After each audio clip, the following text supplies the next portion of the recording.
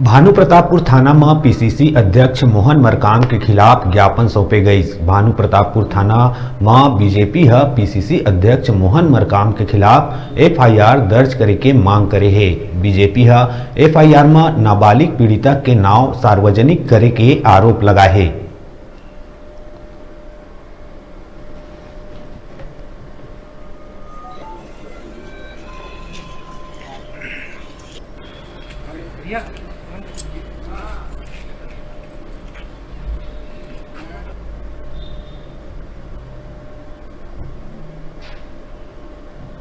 जनता party के प्रत्याशी श्री ब्रह्मानंद नेताम जी के विरुद्ध कांग्रेस पार्टी के चीफ मोहन मरकाम जी के द्वारा अनर्गल तथ्यों के आधार पर प्रेस कॉन्फ्रेंस करते हुए भारतीय जनता पार्टी के प्रत्याशी सहित पूरे भारतीय जनता पार्टी और इस अंचल में निवास कर रहे समस्त आदिवासियों का अपमान करते हुए उन्होंने जो बातें कही है वो बिल्कुल निराधार है।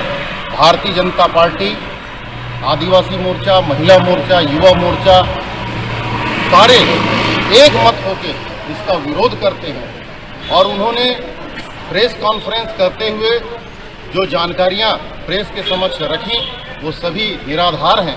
भारतीय जनता पार्टी का एक एक कार्यकर्ता आज भाजपा प्रत्याशी ब्रह्मानंद नेताम जी के साथ खड़ा है और कांग्रेस कहीं न कहीं इस उपचुनाव को हारने का जो एक डर उनके मन में आ गया है।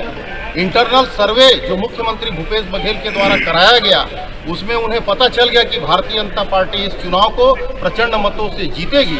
उसमें ब्रह्मानंद नेताम का नाम कहीं पर भी नहीं है और जो आरोपित है उस मामले के उन लोगों पर कार्रवाई हो चुकी है, वो जेल के अंदर हैं।